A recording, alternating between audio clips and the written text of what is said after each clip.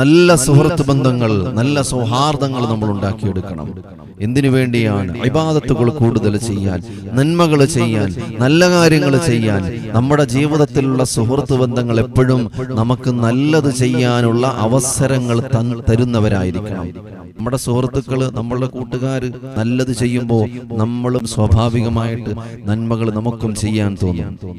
അതുകൊണ്ടാണ് സയ്യിദുനാ റസൂലുള്ളാഹി സ്വല്ലല്ലാഹു അലൈഹി വസല്ലമ തങ്ങൾ പഠിപ്പിച്ചത്, നിങ്ങൾ സുഹൃത്തുക്കളെ തിരഞ്ഞെടുക്കുമ്പോൾ അള്ളാഹുവിനെ ഇഷ്ടപ്പെട്ട് ജീവിക്കുന്ന നല്ല ആൾക്കാരെ നിങ്ങൾ തിരഞ്ഞെടുക്കുക.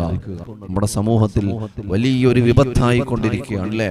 മദ്യത്തിനും മയക്കുമരുന്നിനും അടിമപ്പെട്ടുകൊണ്ട് എത്രയോ ചെറുപ്പക്കാരായ മക്കളാണ് ഇന്ന് ആൺകുട്ടികളെന്നോ പെൺകുട്ടികളെന്നോ വ്യത്യാസമില്ലാതെ മയക്കുമരുന്നിന് അടിമപ്പെട്ടുകൊണ്ടിരിക്കുന്ന ഒരു യുവതലമുറയാണ് നമ്മളുടെ ഇടയിലുള്ളത്.